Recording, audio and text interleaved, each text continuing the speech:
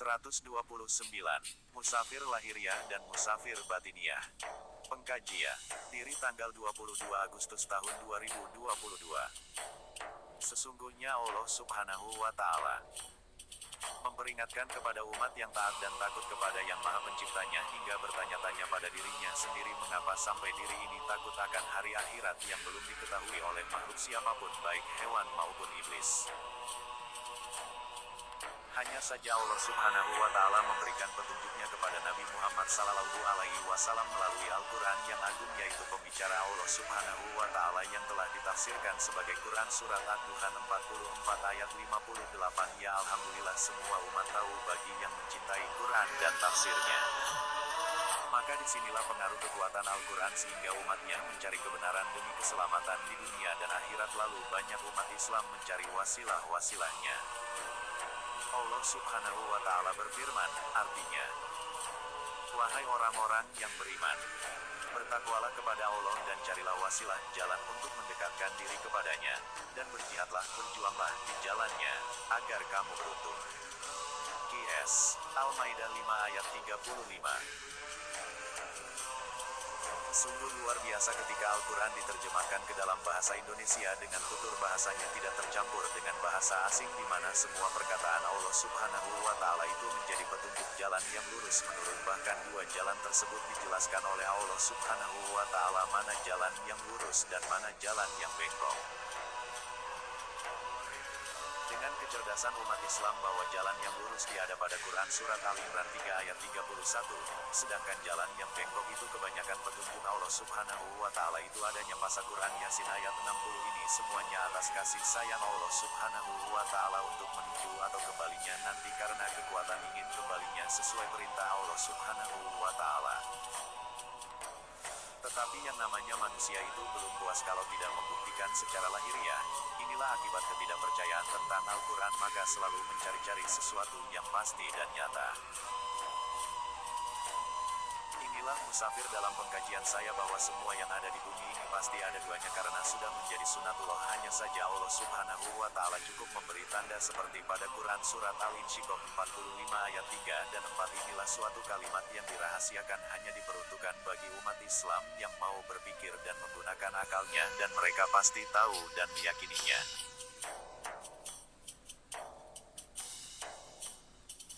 Wahai para musafir, ingatlah kalau kalian mencari aku, Allah itu ada di sekeliling rumahmu. Bila kalian tahu di situ akan menemui aku Allah, tetapi sebatas tanda-tanda saja kemahakekuasaannya saja aku tidak mungkin akan bertemu atau akan menjelma. Tunggu saja di akhirat. Yang penting ikutilah petunjuk dari Nabi Muhammad Sallallahu Alaihi Wasallam itu sama kalian berhadapan dengan aku Allah Subhanahu wa Ta'ala itu telah tersusun dalam kajian saya yang berjudul Kalimat Tauhid sebelum Al-Quran diturunkan ke bumi. Wahai para musafir, janganlah kalian menyiksa diri cara kalian mencari aku, dengarlah kata-kataku. Quran Insyiqaq 85 ayat 6. Wahai manusia, sesungguhnya kamu bekerja keras menuju Tuhanmu, maka kamu akan menemuinya. Wahai musafir, itu ada dua jalan, yaitu cara musafir lahiriah dan jihadnya musafir serta musafir batiniah.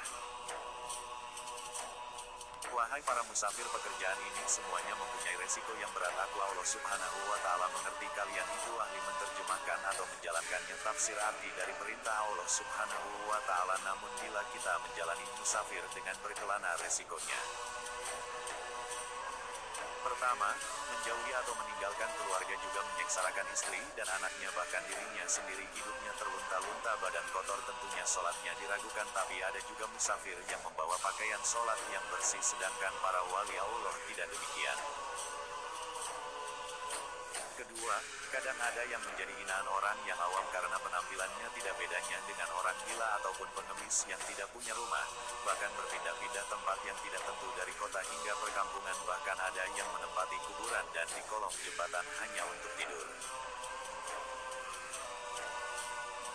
Ketiga, namun para musafir tetap dalam lindungan Allah Subhanahu wa Ta'ala. Tidak mungkin Allah Subhanahu wa Ta'ala menyengsarakan, tapi manusianya itu sendiri yang mau menjalaninya dengan rahman dan rohimnya. Allah Subhanahu wa Ta'ala memberikan bekal hidupnya. Allah Subhanahu wa Ta'ala menitipkan rezekinya melalui tangan-tangan dermawan yang mengasihinya. Inilah yang dikatakan Allah Maha Benar segala firman-Nya.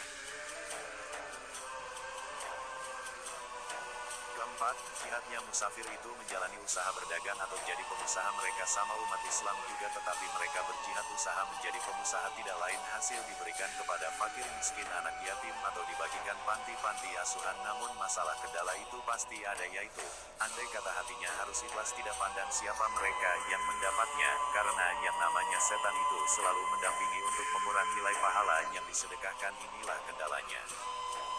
Jadi inilah musafir yang cerdas, mereka tidak mengharap pujian dari orang-orang yang hatinya ada penyakit, dan mereka hanya mengharapkan pujian dan imbalan hanya dari Allah Subhanahu wa Ta'ala.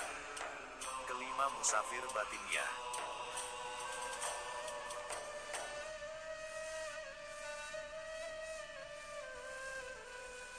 Musafir ini tidak sama dengan musafir lahiriah.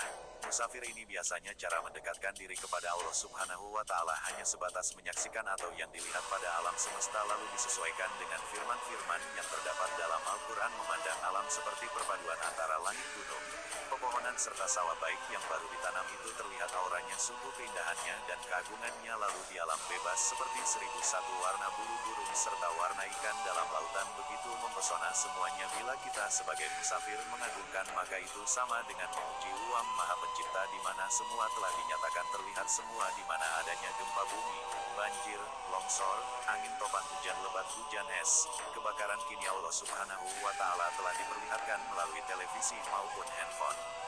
Maka inilah cara efektif menjalani musafir, cukup di tempat akan menghasilkan kebenaran yang nyata. Hanya saja bila kita menjalankan musafir batiniah akan menemui kesunyian, bahkan dijauhi oleh teman maupun orang lain yang tidak sepaham dengan dirinya. Terus kadang untuk berbicara dengan orang yang masih duniawi itu sulit untuk ngobrol, tetapi bila bertemu dengan orang yang sepaham baru bisa ngobrol dengan leluasa. Seumpama kita ngobrol berdua, itu kita rasanya ngobrol itu bertiga dengan yang menyaksikan, yaitu Allah Subhanahu wa Ta'ala. Demikianlah pengkajian tentang musafir oleh Abdul Hadi Sa'an Samintahan bin Abdul Latif.